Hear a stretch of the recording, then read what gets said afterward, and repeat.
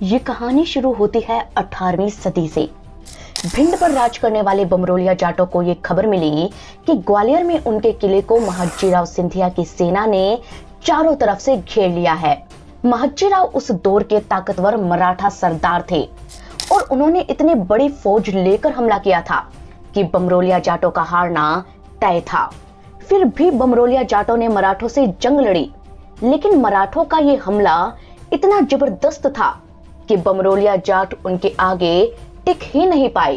कहते हैं कि महाजीराव ने बमरोलिया जाटों की ताकत को पूरी तरह से खत्म कर दिया और ग्वालियर समेत उनकी पूरी रियासत को कब्जे में लेकर बनाया सिंधिया स्टेट। महाजीराव की वजह से जाट राज परिवार को ग्वालियर छोड़ना पड़ा और तभी से ही सिंधियाओं और बमरोलिया जाटों के बीच जो दुश्मनी शुरू हुई वो वक्त के साथ साथ बढ़ती चली गई।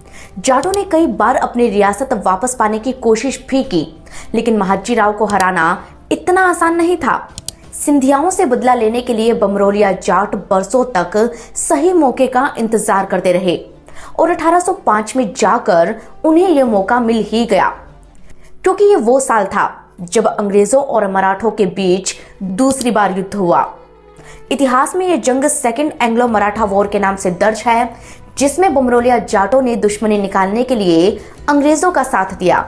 उस वक्त सिंधियाओं की कमान दौलतराव सिंधिया के हाथों में थी, जो महाजीराव सिंधिया के बेटे थे। दौलतराव की सेना को अंग्रेजों ने हरा दिया और इस हार के बाद मराठे अंग्रेजों से संधि करते हैं। क्योंकि बमरोलिया जाटों ने अंग्रेजों का साथ दिया था, इसीलिए वो अंग्रेजों पर ग्वालियर वापस लेने का प्रेशर बनाते हैं। लेकिन दौलतराव तो ग्वालियर की इंच भर जमीन देने तक को तैयार नहीं थे। अंग्रेजों के जोर देने के बाद वो बड़ी मुश्किल से चंबल के आगे के 3 परगने देने को तैयार हो गए।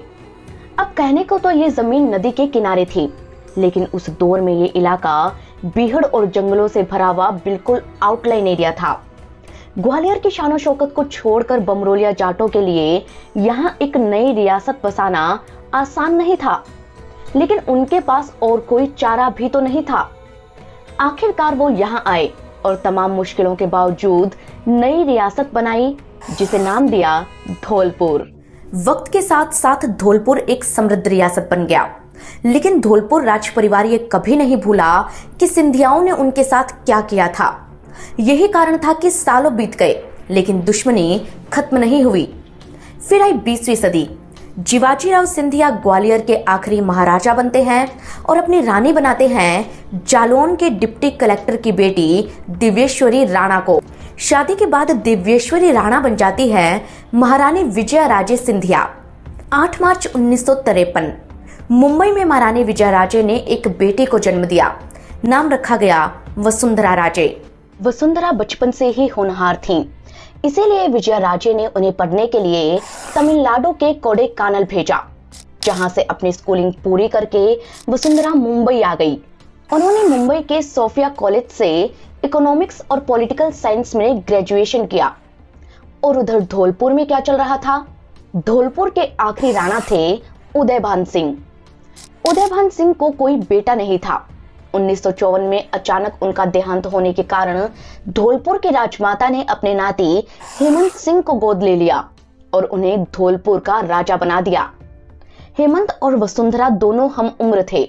बहुत कम उम्र में ही वो राजा बन गए और जब वो बड़े हुए तब धौलपुर की राजमाता ने उनकी शादी भरतपुर राजघराने में तय कर दी। लेकिन हेमंत ने शादी से इनकार कर दिया। उन्होंने राजमाता को बताया कि वो किसी और से प्यार करते हैं। राजमाता ने पूछा किससे? हेमंत बोले वसुंधरा राजे से। ये सुन राजमाता के होश उड़ गए। जिन सिंधियाओं से उनकी बरसों पुरानी दुश्मनी थी, उसे रिश्तेदारी में बदलने के लिए वो कतई तैयार नहीं थी, लेकिन हेमंत की जिद के आगे उन्हें झुकना पड़ा। 17 नवंबर 1972 राजमाता के लाख विरोध के बावजूद राणा हेमंत सिंह ने वसुंधरा राजे से शादी कर ली और इसी के साथ ही वसुंधरा राजे धौलपुर की महारानी बन जाती है। लेकिन अब आपके जहन में ये सवाल आ रहा होगा कि धौलपुर की महारानी आज झालरापाटन से चुनाव क्यों लड़ती हैं? और मध्य प्रदेश में मां विजयराजे का अच्छा खासा असर होने के बावजूद वो राजस्थान की सियासत में इतनी ताकतवर कैसे बनी? क्या है एक महारानी की सियासत की असल कहानी? इसे जानने के लिए हमें चलना होगा मध्य प्रदेश की तरफ। साल 1957, जगह दिल्ली से करीब 550 किलोमीटर दूर मध्य प्रदेश का गुना शहर। स्टेज पर राजमाता विजयाराजे सिंधिया भाषण दे रही थी और वहां बैठे लोग इसे बड़े गौर से सुन रहे थे। खास बात यह थी कि विजयाराजे का ये पहला चुनाव था और यहीं से पॉलिटिक्स में उनकी एंट्री होती है। हालांकि ग्वालियर की महारानी होने के कारण जनता उन्हें पहले से ही जानती थी। गुना और ग्वालियर के लोग उन्हें प्यार से अम्मा महाराज कहकर बुलाते थे। बेटी वसुंधरा राजे सिर्फ 4 साल की थी जब राजमाता ने सियासत में एंट्री की। 10 सालों तक वो कांग्रेस में रहीं, लेकिन फिर कुछ ऐसा हुआ कि उन्हें कांग्रेस छोड़नी पड़ी। हुआ यूं कि 1967 में द्वारका प्रसाद मिश्रा मध्य प्रदेश के नए सीएम बनते हैं। उन दिनों में मध्य प्रदेश में स्टूडेंट मूवमेंट चल रहा था, जिस वजह से डीपी मिश्रा और राजमाता के रिश्ते पहले से ही तल्ख थे। ऊपर से एक दिन जब राजमाता उनसे मिलने पहुंची तो मिश्रा ने उन्हें बाहर इंतजार कराया। राजमाता ने इसे अपना अपमान समझा और 36 विधायकों को साथ लेकर डीपी मिश्रा की सरकार गिरा दी। हालांकि उनकी बेटी यशोधरा राजे ने एक इंटरव्यू में बताया कि कहानी इससे कुछ अलग थी। डीपी मिश्रा की छवि एक दबंग नेता की थी और उन्होंने ही बस्तर के राजा प्रवीर चंद्र भंजदेव पर गोली चलवाई थी, जिससे खफा होकर राजमाता विजयाराजे ने कांग्रेस छोड़ दी। दोस्तों, प्रवीर चंद्र भंजदेव वो राजा थे जिनके मर्डर का आरोप पुलिस पर लगता है। बस्तर के लोग आज भी उन्हें भगवान की तरह पूजते हैं। उनकी कहानी हम आपको पहले ही बता चुके हैं, आपने नहीं देखी हो तो जरूर देखिएगा। यहाँ हम आपसे एक भूल के लिए माफी चाहेंगे, जिसमें हमने उस वक्त एमपी का सीएम कैलाश काटजू को बताया है, जबकि सीएम थे डीपी मिश्रा। मिश्रा की सरकार गिराकर मध्य प्रदेश में कांग्रेस को खस्ता हाल करने के बाद 1967 में अम्मा महाराज जनसंघ ज्वाइन कर लेती हैं। जनसंघ को उनकी पॉपुलैरिटी का खूब फायदा भी मिला और 1971 में पूरे देश में जबरदस्त इंदिरा लहर होने के बावजूद भी विजयाराजे भिंड से, उनके बेटे माधवराव गुना से और अटल बिहारी वाजपेयी ग्वालियर से चुनाव जीतने में कामयाब हो जाते हैं। कहते हैं कि विजयाराजे जब भी चुनाव प्रचार के लिए लोगों के बीच जाती तो अक्सर उनकी बेटियां वसुंधरा और यशोधरा भी उनके साथ होती थीं। खुद वसुंधरा राजे ने इंडिया टुडे को एक इंटरव्यू में बताया कि विजयाराजे कई बार उन्हें स्टेज पर स्पीच देने के लिए कह देती थीं। राजे ने बताया कि पहले तो उनके पसीने छूट जाते थे, लेकिन धीरे धीरे वो परफेक्ट हो गईं। उस वक्त छत्तीसगढ़ और मध्य प्रदेश एक ही हुआ करते थे। जब वो स्कूल से घर आती तो राजमाता चुनावी अभियान पर होती। अपने माँ से मिलने के लिए उन्हें कई बार दूर दराज के गाँव में जाना पड़ता था। यहीं से उन्होंने जनता से जुड़ने का तरीका जाना। 19 साल की उम्र आते आते वसुंधरा राजे एक तरह से पॉलिटिकली ट्रेंड हो चुकी थी। 20 साल की उम्र में वो राणा हेमंत सिंह से शादी करके अपने ससुराल धौलपुर आ गईं। यहाँ न्यूली मैरिड कपल ने राधा बिहारी मंदिर में आशीर्वाद लिया, लेकिन ये आशीर्वाद काम नहीं आया क्योंकि कुछ सालों के भीतर ही दोनों का तलाक हो गया। मीडिया में खबरें आईं कि धौलपुर की राजमाता की वजह से ये रिश्ता टूटा है, लेकिन असल कारण क्या था ये किसी को पता नहीं चल पाया। खैर, 11 सितंबर 1973 मुंबई में वसुंधरा ने एक बेटे दुष्यंत को जन्म दिया। पति हेमंत से वो अलग हो चुकी थी। पिता जिवाजी राव काफी पहले ही गुजर चुके थे। एक साथ था तो मां विजयराजे का। विजयराजे चाहती थी कि वसुंधरा राजनीति में आए, इसीलिए वो लगातार उन्हें अपने साथ इलेक्शन कैंपेन में ले जाया करती थी। लेकिन 1975 के इमरजेंसी के दौर में जब विजयराजे को जेल भेजा गया, तब वसुंधरा और उनकी बहनों को वो कठिन समय अकेले गुजारना पड़ा। लेकिन इसी वक्त ने वसुंधरा को मजबूत बनाया और अब उन्होंने भी पॉलिटिक्स में एंट्री करने की ठानी। साल था 1984। मध्य प्रदेश के भिंड से वसुंधरा राजे अपना पहला चुनाव लड़ती हैं। लेकिन कुछ वक्त पहले ही इंदिरा गांधी की हत्या हुई थी और देश में कांग्रेस के लिए सहानुभूति की लहर थी। असर यह हुआ कि वसुंधरा राजे 87,000 वोटों से हार गईं। बेटे की इस हार ने राजमाता की टेंशन बढ़ा दी। एक दिन उन्होंने एक मीटिंग में भैरव सिंह शेखावत से इसका जिक्र किया। उन्होंने सलाह दी कि बेटी को फिर से ससुराल यानी कि धौलपुर भेज दो चुनाव लड़ने के लिए।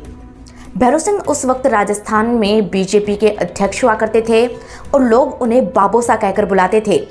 वो राजनीति में उस वक्त आए जब राज्य रजवाड़ों में कांग्रेस सरकार को लेकर काफी गुस्सा था।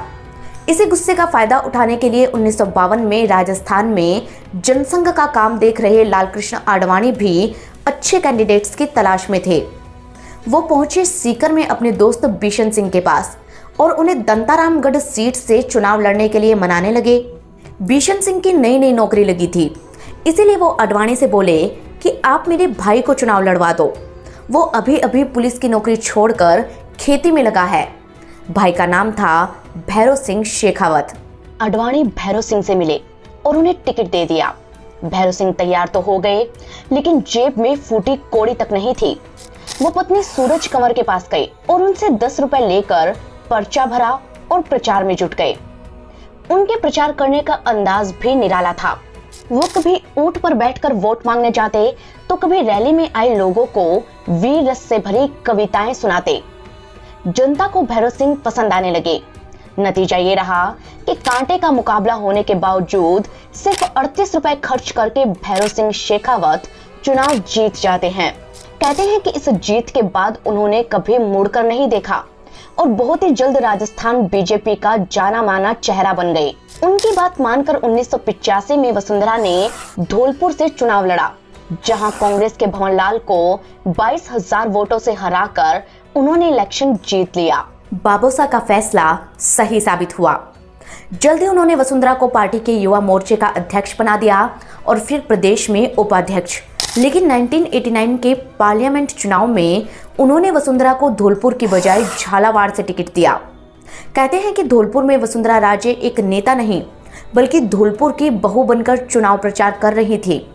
लोगों ने भी उन्हें वैसा ही प्यार दिया, लेकिन झालावाड़ उनके लिए बिल्कुल नया था। उन्होंने घबराकर अपनी मां विजय राजे को फोन लगाया, लेकिन अम्मा महाराज को बाबोसा पर पूरा भरोसा था। उन्होंने कहा कि जैसा भैरव सिंह कहते हैं वैसा करो।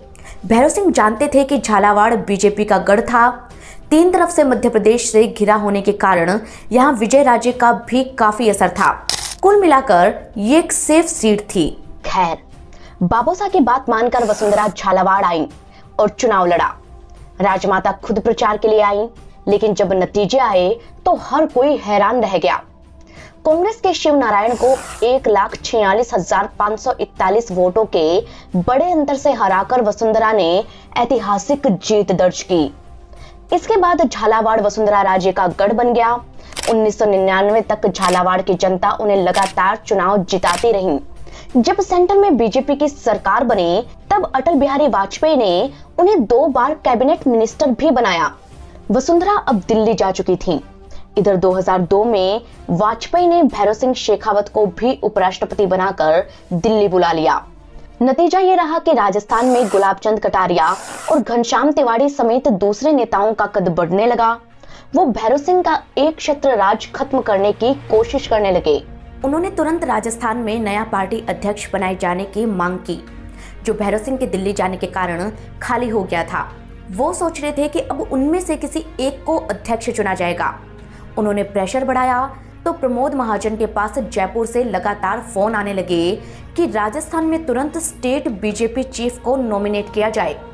महाजन ने अटल बिहारी वाजपेयी को सब कुछ बताया, लेकिन कोई भी फैसला लेने से पहले अटल पहुंचे भैरव सिंह शेखावत के पास। सितंबर का वो महीना था। चाय की चुस्कियां लेते हुए दोनों जब बात कर रहे थे, तब बातों बातों में अटल ने पूछा कि राजस्थान में बीजेपी अध्यक्ष किसे बनाया जाए। बाबोसा बोले वसुंधरा राजे को। अटल चौंक गए, क्योंकि राजे भले ही झालावाड़ से एमपी थी, लेकिन उस वक्त स्टेट की पॉलिटिक्स से उनका कोई खास लेना देना नहीं था। तब भैरव सिंह ने अटल को समझाया कि वसुंधरा जाटों की बहू और राजपूतों की बेटी है, इसीलिए जाट और राजपूत समाज के लोगों को उनके पक्ष में लाया जा सकता है। ऊपर से उनकी बहू निहारिका गुज्जर समाज से आती है। समधन के रिश्ते का हवाला देकर वो गुज्जरों को भी अपने साथ जोड़ सकती हैं। कहते हैं कि राजस्थान को लेकर उस वक्त एक कहावत मशहूर थी, you do not cast your vote, you vote your caste. मतलब साफ था कि लोग अपनी जाति के कैंडिडेट को ही वोट देना पसंद करते थे और इस बात को वाजपेयी भी अच्छी तरह समझते थे। वसुंधरा के नाम पर बड़ी जातियों के वोट बीजेपी को मिल सकते थे, इसीलिए वो भैरव सिंह की बात मान गए। हालांकि वसुंधरा इसके लिए तैयार नहीं थी क्योंकि वो दिल्ली में खुश थी, लेकिन भैरव सिंह के कहने पर उन्होंने फिर से राजस्थान का रुख किया। 14 नवंबर 2002 वसुंधरा राजे को राजस्थान बीजेपी का अध्यक्ष बनाया गया। हालांकि बाकी नेताओं ने इसका विरोध किया, लेकिन वसुंधरा के साथ इस बार अटल खड़े थे। खुद प्रमोद महाजन ने राजस्थान चुनावों की कमान संभाली। राजे और महाजन दोनों ने जमकर मेहनत की। गुजरात में मोदी की गौरव यात्रा के देखादेख राजस्थान में वसुंधरा को फेस बनाकर परिवर्तन यात्रा निकाली गई। महाजन ने वसुंधरा को सभी 200 विधानसभाओं में घुमाया। वो जहां जाती वहीं के पहनावे में नजर आती। महाजन ने मुंबई से फिल्म स्टार्स बुलाकर बीजेपी के पक्ष में प्रचार करवाया। हर केबल नेटवर्क पर ऐड चलवाए। इतना ही नहीं, कहते हैं कि 140 गांवों में टेस्ला विमानों के जरिए आसमान से पैम्पलेट्स बरसाए गए और हर कैंडिडेट को ये हिदायत दी गई कि वो अपने लोकल मुद्दों को ध्यान में रखकर ही वोट मांगे। राजस्थान में ये साल अकाल का था। गहलोत को घेरने के लिए बीजेपी ने अकाल को मुद्दा बनाया। सूखे में कमल खिले और परिवर्तन पथ पर वसुंधरा राजे जैसे नारों के साथ प्रचार करवाया गया। प्रचार के आखिरी दिन लगभग हर अखबार के पहले पन्ने पर एडवर्टीजमेंट छपा, जिसमें लिखा था अलविदा गहलोत। इस धुआंधार प्रचार का नतीजा ये रहा कि गहलोत सचमुच अलविदा कह गए। कांग्रेस हार गई और बीजेपी को मिली 120 सीटें। 8 दिसंबर 2003 राजस्थान में बीजेपी सरकार बनाती है और वसुंधरा राजे पहली महिला मुख्यमंत्री के तौर पर शपथ लेती हैं। वो राजस्थान जहां महिलाएं बिना घूंघट के बाहर तक नहीं निकलती थीं, वहां किसी महिला का सीएम बनना अपने आप में बड़ी बात थी, लेकिन वसुंधरा राजे ने ये कर दिखाया। वसुंधरा इतने खुश थीं कि सीएम बनने के बाद उन्होंने भैरव सिंह को दंडवत प्रणाम किया, क्योंकि बाबूसाह ने उन्हें राजनीति का चमकता सितारा जो बना दिया था। हालांकि सेंट्रल लीडरशिप के कहने पर उन्हें गुलाबचंद कटारिया और घनश्याम तिवारी जैसे विरोधी नेताओं को भी अपने कैबिनेट में मंत्री बनाना पड़ा, लेकिन भैरव सिंह के होते हुए उन्हें किसी का डर नहीं था। राजस्थान के लोग बताते हैं कि बाबूसाह ने कईयों की किस्मत चमकाई थी। इन्हीं में से एक थे जसवंत सिंह जसोल। 3 जनवरी 1938 बालोतरा के जसोल गांव में पैदा हुए जसवंत सिंह होने को तो सूर्यवंशी राजपूत थे, लेकिन अपनी मातृभूमि से प्रेम के चलते वो नाम के आगे जसोल लगाते थे। उन्होंने बहुत कम उम्र में ही इंडियन आर्मी ज्वाइन कर ली थी और लगातार प्रमोट होते हुए मेजर रैंक तक पहुंचे। 1965 के भारत पाकिस्तान युद्ध में भी उन्होंने दुश्मनों से लोहा लिया। कहते हैं कि जसवंत काफी समझदार थे और जोधपुर के महाराजा गज सिंह से उनकी अच्छी दोस्ती थी। एक दिन जब भैरव सिंह से उनकी मुलाकात हुई, तब राजमाता कृष्णा कुमारी ने उनसे जसवंत सिंह को पॉलिटिक्स में लाने के लिए कहा। साल 1966 में महाराजा गज सिंह और भैरव सिंह शेखावत के कहने पर जसवंत सिंह आर्मी छोड़कर पॉलिटिक्स में आ जाते हैं। कहते हैं कि राजमाता विजय राजे के एडवाइजर सरदार आगरे की पत्नी जसवंत सिंह की पत्नी शीला कंवर की बहन थी, इसीलिए जसवंत सिंह को राजमाता का भी पूरा साथ मिला। बहुत ही कम समय में वो अटल और आडवाणी के भी फेवरेट बन गए। अटल सरकार में उन्हें रक्षा मंत्री, वित्त मंत्री और विदेश मंत्री जैसे महत्वपूर्ण पद मिले। जब वसुंधरा राजस्थान की सीएम बनी, तब वो सेंटर में फाइनेंस मिनिस्टर थे। राजमाता का एहसान चुकाने के लिए जसवंत सिंह ने वसुंधरा का भरपूर साथ दिया, लेकिन सीएम बनते ही उनकी दोस्ती दुश्मनी में बदल गई, जिसकी शुरुआत होती है 2006 में। हुआ यूं कि 2004 में पार्लियामेंट इलेक्शन हुए और बीजेपी इलेक्शन हार गई। कांग्रेस ने सरकार बनाई और जसवंत सिंह राजस्थान फिर से लौट आए। अब राजस्थान आते ही विरोधी खेमे के नेताओं ने उन्हें वसुंधरा से बड़ा दिखाने की कोशिश की। नतीजा ये रहा कि दोनों के रिश्ते में कड़वाहट आ गई। वसुंधरा ने जसवंत सिंह का फोन तक उठाना बंद कर दिया, क्योंकि अब बारी थी विरोधी नेताओं को ठिकाने लगाने की। हुआ यूं कि 2006 में वसुंधरा राजे अपनी सरकार के 3 साल पूरा होने का जश्न मना रही थीं। तब घनश्याम तिवारी ने उनसे अलग अपनी सभाएं की और जनता को सरकार की बजाय अपने काम गिनवाने लगे। वसुंधरा उस वक्त तो चुप रही, लेकिन 2007 में उन्होंने इसका बदला ले ही लिया। हुआ यूं कि उस वक्त बाड़मेर के जसोल गांव में जसवंत सिंह के घर रियाण का कार्यक्रम चल रहा था। रियाण राजस्थान की एक प्रथा है जिसमें मेहमानों को अफीम परोसी जाती है। वैसे तो राजस्थान में अफीम और ये प्रथा दोनों ही बैन है, फिर भी ये गांव में खूब चलती है। लेकिन जसवंत सिंह के यहाँ रियाण के कार्यक्रम में नरपत सिंह राजवी, गुलाबचंद कटारिया, घनश्याम तिवाड़ी और ललित किशोर चतुर्वेदी जैसे वसुंधरा विरोधी नेता पहुंचे थे। इसीलिए पुलिस ने यहाँ छापा मारा और ये पूरा मामला मीडिया में जोर शोर से उछाला गया। जसवंत सिंह समेत बाकी नेताओं की खूब किरकिरी हुई और जोधपुर के एक वकील ने तो इन पर केस भी कर दिया। इस पूरी घटना को वसुंधरा राजे का पलटवार माना गया। इस तरह अपने विरोधियों को कमजोर करने के साथ साथ वसुंधरा ने राजस्थान के विधायकों में अपनी गहरी पैठ बना ली। अब राजे पार्टी में तो मजबूत हो ही गई, लेकिन जनता ने शिकायत ये की कि सीएम का तो उनकी तरफ ध्यान ही नहीं है। यही वजह रही कि वो 2008 का चुनाव हार गईं। इन चुनावों में बीजेपी महज 78 सीटों पर सिमट जाती है, जिसके बाद वसुंधरा के नए विरोधी बनते हैं राजनाथ सिंह। हुआ यूं कि अगले ही साल यानी कि 2009 में लालकृष्ण आडवाणी को फेस बनाकर बीजेपी ने पार्लियामेंट इलेक्शन लड़ा और हार गई। तब बीजेपी अध्यक्ष राजनाथ सिंह ने हार के जिम्मेदार नेताओं के इस्तीफे लेने शुरू कर दिए। इन चुनावों में बीजेपी को राजस्थान की 25 सीटों में से सिर्फ 5 पर जीत मिली थी। इसीलिए वसुंधरा राजे पर भी इस्तीफे का प्रेशर बढ़ने लगा। तब राजे अपने 57 विधायकों को लेकर दिल्ली पहुंच गईं। मैसेज साफ था कि अगर उनका इस्तीफा लिया गया तो वो सारे विधायकों के साथ पार्टी छोड़ देंगी। राजनाथ को पीछे हटना पड़ा। इसके बाद नितिन गडकरी बीजेपी के नए अध्यक्ष बने और वेंकैया नायडू को राजीनामे के लिए बुलाया। वेंकैया के समझाने पर वसुंधरा मान गई और इस्तीफा दे दिया। वसुंधरा अब जयपुर से बाहर रही। लेकिन साल 2013 में सिक्का फिर पलटा। राजनाथ सिंह गुजरात के सीएम को दिल्ली लेकर आते हैं और अब पार्टी का नया चेहरा बनते हैं नरेंद्र मोदी। लेकिन पहले राजस्थान में विधानसभा चुनाव होने थे और इस बार बीजेपी को किसी भी कीमत पर सत्ता में आना था। यही कारण था कि अरुण जेटली ने अपने घर पर वसुंधरा राजे और राजनाथ सिंह की मीटिंग करवाई। राजनाथ जानते थे कि वसुंधरा के बिना सरकार बनाना मुश्किल है, इसीलिए दोनों ने पुराने गिले शिकवे दूर करके एक बार फिर मिलकर चुनाव लड़ा। नतीजा ये रहा कि 2013 का ये चुनाव पार्टी जीत जाती है और वसुंधरा राजे एक बार फिर राजस्थान की मुख्यमंत्री बनती हैं। लेकिन इस बार वसुंधरा राजे दोगुनी ताकत के साथ लौटी, इसीलिए वो विरोधियों पर ज्यादा हावी थीं, खासकर जसवंत सिंह जसोल पर।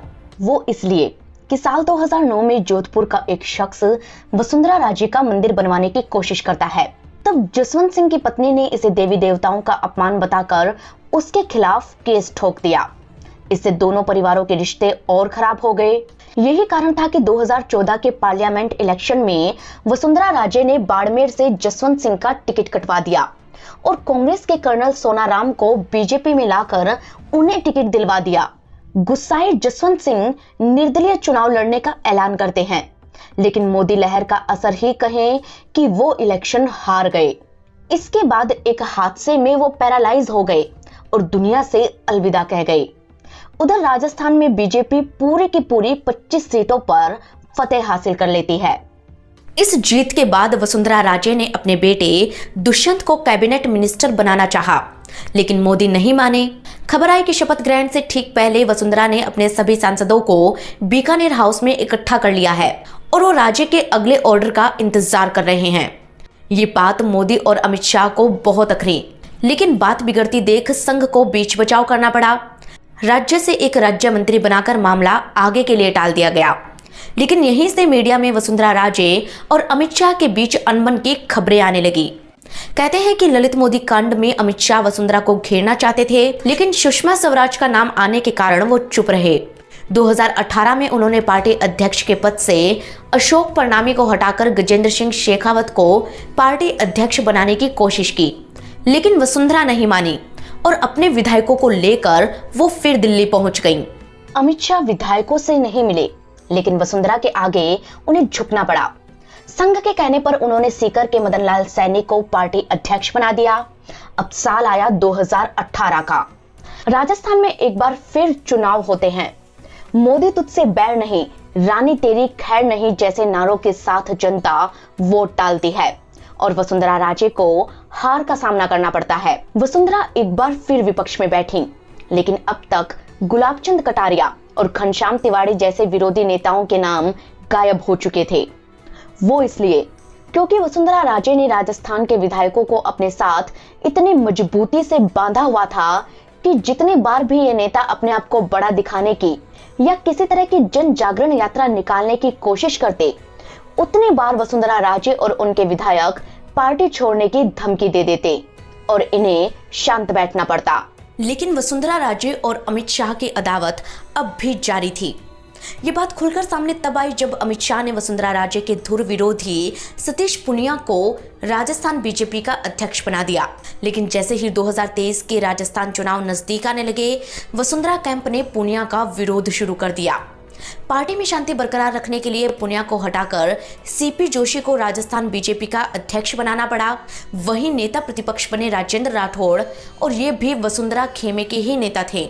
फिर सेंट्रल लीडरशिप ने पहली लिस्ट में वसुंधरा के करीबियों का टिकट काटा तो बवाल इतना बढ़ गया कि दूसरी लिस्ट में उनके सुझाए गए नामों पर अमल करना ही पड़ा और उनके करीबियों को आखिरकार टिकट देना ही पड़ा। दोस्तों, राजस्थान की राजनीति में अक्सर ये खबरें चलती हैं कि वसुंधरा राजे और अशोक गहलोत एक दूसरे के दोस्त हैं और अंदर खाने मददगार भी है।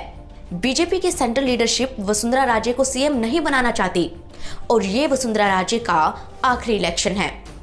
लेकिन इन सब खबरों से हटकर हकीकत ये है कि बीजेपी को राजस्थान में वसुंधरा राजे की जरूरत अब भी है, क्योंकि विधायकों पर उनकी पकड़ आज भी है। वसुंधरा कहती है कि पॉलिटिशियंस कभी रिटायर नहीं होते, लेकिन अगर वो राजनीति से संन्यास लेती हैं तो रिटायर होकर खूब किताबें पढ़ेंगी। वसुंधरा राजे बताती हैं कि वो भगवान में बहुत भरोसा करती है और बिना पूजा पाठ के कभी घर से नहीं निकलती। इतिहास की किताबों में उनकी दिलचस्पी है, लेकिन क्या इस बार इतिहास खुद को दोहराएगा? क्या वसुंधरा राजे तीसरी बार राजस्थान की मुख्यमंत्री बन पाएंगी? इसका जवाब तो आने वाला वक्त ही बताएगा। अगर ये कहानी आपको पसंद आई है तो हमें कमेंट करके जरूर बताएं और साथ ही ये बताना ना भूलें कि आप हमें कहां से देख रहे हैं। अपना कोई सजेशन हो तो आप इस मेल एड्रेस पर भेज सकते हैं। हम मिलेंगे आपको अगली कहानी के साथ। तब तक के लिए धन्यवाद।